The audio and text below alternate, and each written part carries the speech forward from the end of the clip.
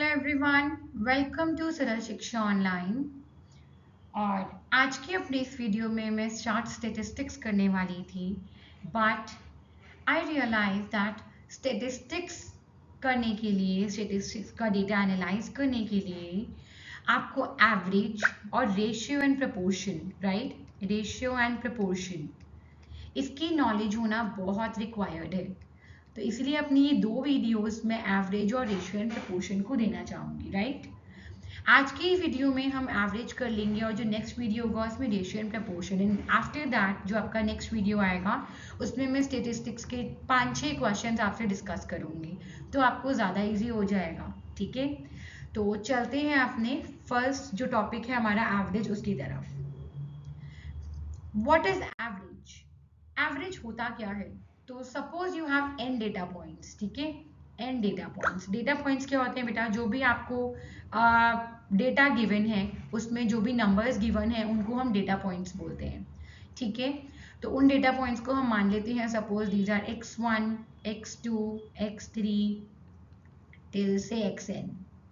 ठीक है, तो इसका मीन क्या हो जाएगा? मीन या एवरेज, देखो एवरेज हो या मीन हो बात एक ही है। ठीक है, क्या करते हैं हम?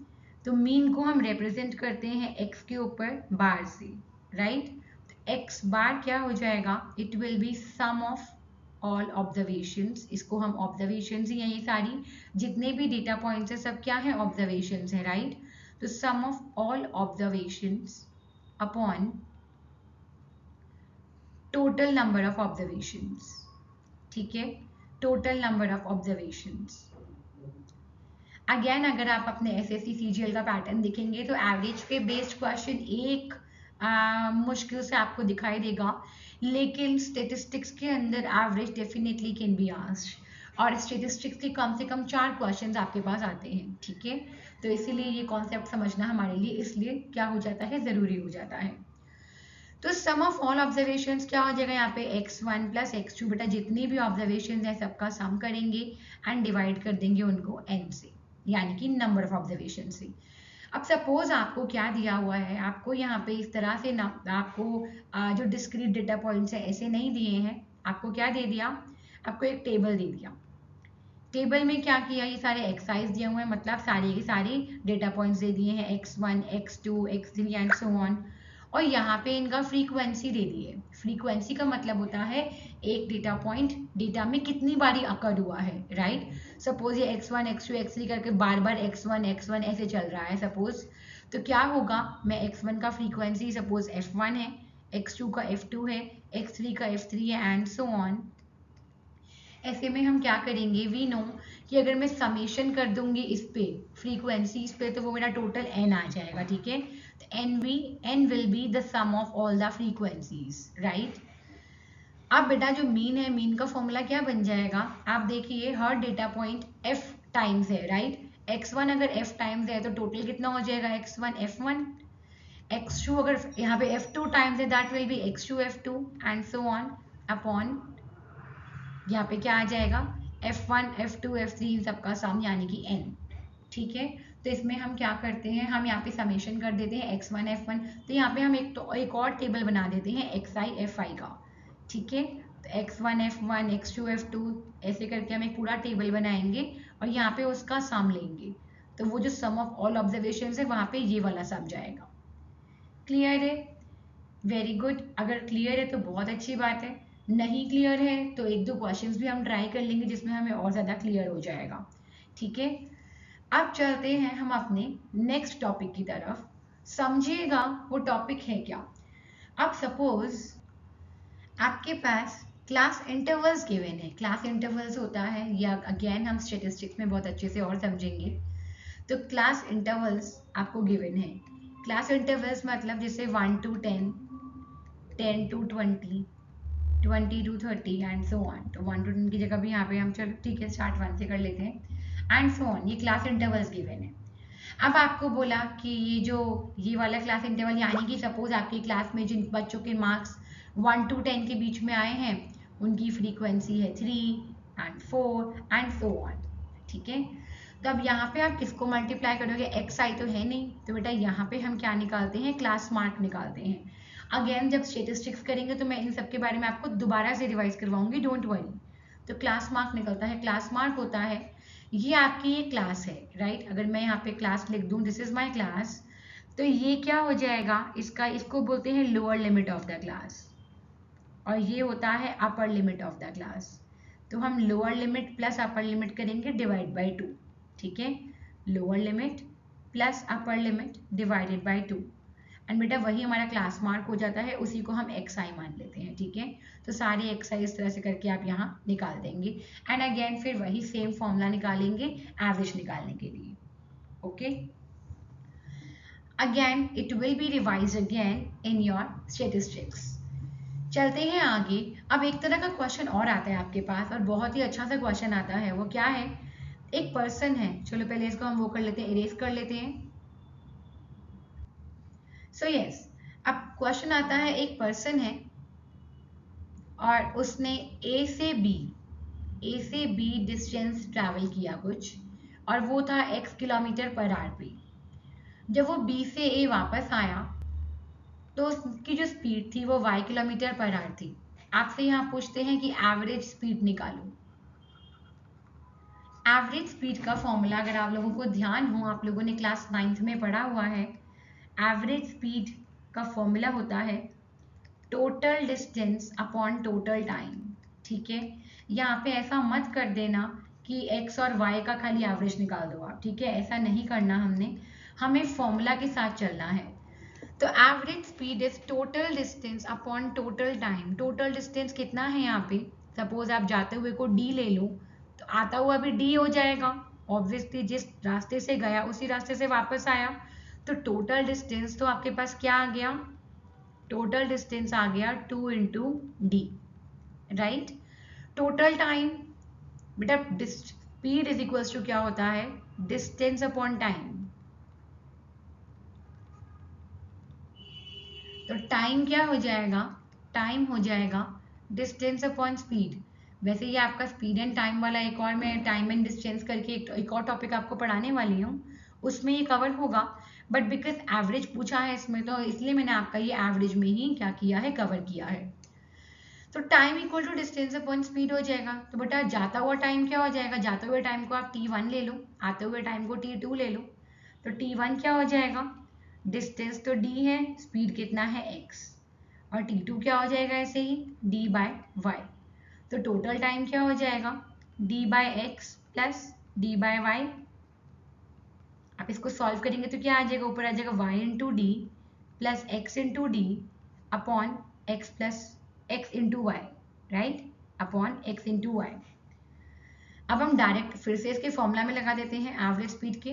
तो टोटल डिस्टेंस क्या था बेटा, 2d अपॉन टोटल टाइम क्या आ गया, d को मैं कॉमन ले लेती हूँ, तो it will be x plus Y upon X Y. वो अपॉन एक्स वाई यहीं चला जाएगा, ऊपर आ जाएगा, d से d cancel, and answer will be 2xy upon x plus Y, ठीक है।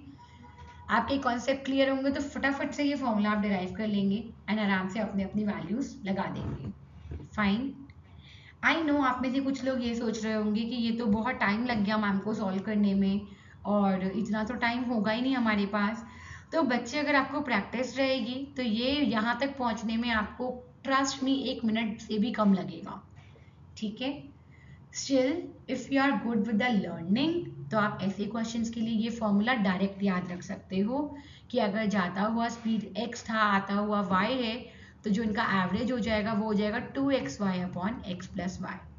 बट जैसा कि मैं अपने बारे में आपको बता रही हूँ, I am not good with the learning, तो मैंने हमेशा क्या किया, हमेशा मैं यहाँ तक डिराइव करके पहुंची, एंड इन टाइम मेरा पेपर हमेशा कंप्लीट हुआ है, ठीक है।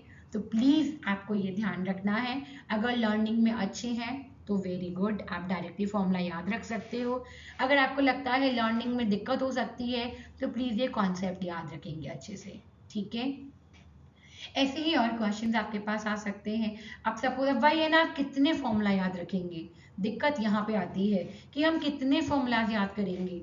जैसे कि एक और क्वेश्चन आता है, अब क्वेश्चन आया कि एक पर्सन ने एक रास्ता ट्रैवल किया, ठीक है ना, उसका कुछ पार्ट उसने x किलोमीटर पर आवर से किया, कुछ पार्ट उसने y किलोमीटर पर आवर से किया, और कुछ v किलोमीटर पर आवर से किया।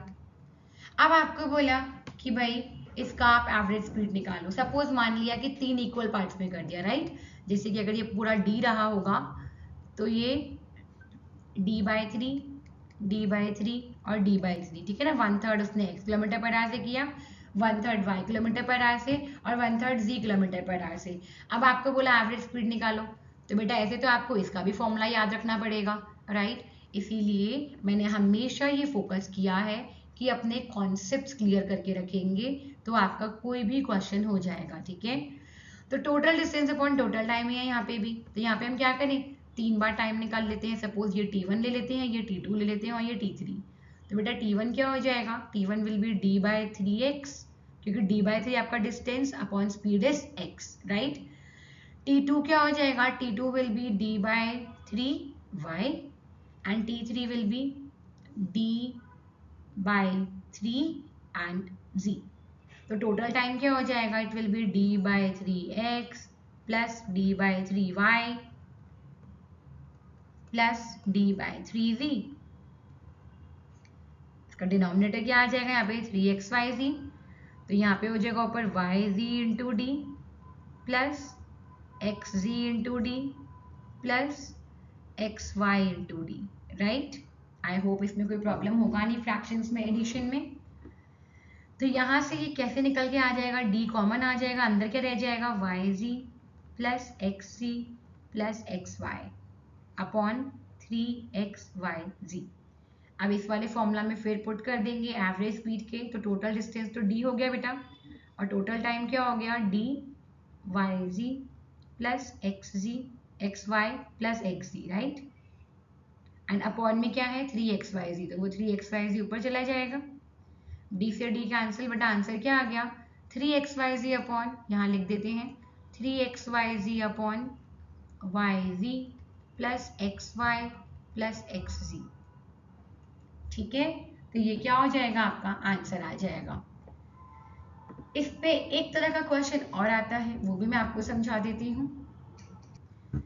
अब सपोज कुछ क्वेश्चन ऐसा आता है कि पहले मेरे पास जो नंबर ऑफ स्टूडेंट्स थे, नंबर ऑफ स्टूडेंट्स n थे, ठीक है, और उन सबकी हाइट का suppose average, average of height, height हो सकता है, मार्क्स हो सकता है, कुछ भी हो सकता है। एवरेज ऑफ हाइट उनका मान लेते हैं h था। अब उसमें एक और स्टूडेंट आया, वन स्टूडेंट एडेड, ठीक है ना, एक और स्टूडेंट आया और उनका जो एवरेज हो गया, अब जो न्यू एवरेज हो गया वो सपोज मान लेते हैं स्मॉल h हो गया। तो उस न्यू स्टूडेंट की हाइट निकालनी है, न्यू स्टूडेंट्स हाइट। बेटा मैंने आपको सिंबल्स में लिया है, आपके पास डायरेक्ट नंबर्स होंगे, ठीक है, लेकिन मैं आपको भी समझा देती हूँ करना कैसे है, फिर आप उसको नंबर से रिप्लेस करके आराम से कर सकते हैं, राइट। तो अब बेटा नंबर ऑफ स्टूडेंट से n और एवरेज हाइट थी h, तो क्या होगा, sum of height of n students क्या हो जाएगा बच्चे, sum of height of n students will be upon, sorry mean दिया हुआ है आपको, एवरेज दिया है, तो upon number of students n, this is equal to h। तो बेसिकली सम कितना हो जाएगा n स्टूडेंट्स का, बेटा ये n वहां जाके मल्टीप्लाई हो जाएगा, it will B h into n, right. ये हो गया टोटल सम मेरे कितने स्टूडेंट्स का, n स्टूडेंट्स का। अब उसमें एक और स्टूडेंट ऐड किया तो न्यू एवरेज, देखो अब सम ऑफ n प्लस 1 स्टूडेंट्स, बेटा हाइट के ही बारे में सम की बात कर रहे हैं, डोंट वरी, अपॉन अब टोटल कितने स्टूडेंट हो गए बेटा, n+1 हो गए हैं, एक स्टूडेंट ऐड हुआ है और ये हो गया है h। समझ आ रहा है, बिल्कुल सही। अब बेटा सम ऑफ n+1 स्टूडेंट्स कितना हो गया, n+1 वाला जो सम है, जो हाइट का सम है वो कितना हो गया, ये हो गया n+1 इंटू h। अब आप खुद देखिए, जो मुझे नया स्टूडेंट है, अगर मैं इस वाले सम में से इस वाले सम को माइनस कर दूंगी तो मेरे पास क्या आ जाएगा, ये वाले सम को माइनस कर दूंगी सॉरी, तो मेरे पास क्या आ जाएगा, न्यू स्टूडेंट की हाइट आ जाएगी, राइट। भाई पहले जो टोटल सम था उसमें से अगर नया सम माइनस कर देंगे तो नए स्टूडेंट की हाइट आ जाएगी, क्योंकि वो नया सम कैसे बना, because of addition of the new students height, right. इन दोनों को माइनस कर देंगे तो it will be n+1h minus n into h and that will give you new students height। बहुत ही इजी था, राइट। ऐसे ही कोई माइनस होगा स्टूडेंट, तब भी आपके पास ऐसा ही आंसर आएगा, ठीक है ना, इसी तरह से सॉल्व करेंगे उसे भी। अगेन बेटा, काफ़ी बच्चे इस फॉर्मूला को याद करके रखते हैं, बट मैंने आपको पहले ही बोला कितने फॉर्मूलाज को याद कर लोगे, तो you need to know the basic concepts, और उससे क्या होगा, आपके सारे क्वेश्चंस इजी हो जाएंगे। ठीक है, चलो ये तो कुछ टाइप थे एवरेज के, कुछ और क्वेश्चंस हम करेंगे, लेकिन इससे पहले मैं नेक्स्ट वीडियो में आपके पास क्या लेके आऊंगी, रेशियो एंड प्रपोर्शन, ताकि हम लोग स्टेटिस्टिक्स की तरफ मूव कर सके। एज यू नो, आपके एसएससी सीजीएल में तो बिल्कुल टाइम नहीं बचा है, टीयर 2 में तो डेफिनेटली बहुत टाइम होगा, लेकिन टीयर 1 तो अभी स्टार्ट होने ही वाला है, जस्ट 5-6 डेज लेफ्ट, राइट। तो उसके लिए हम लोग कोशिश करेंगे जल्दी जल्दी से ये टॉपिक्स को कवर करने का। Okay, so if you are liking my videos, stay tuned to my channel and subscribe to my channel. Thank you. All the best.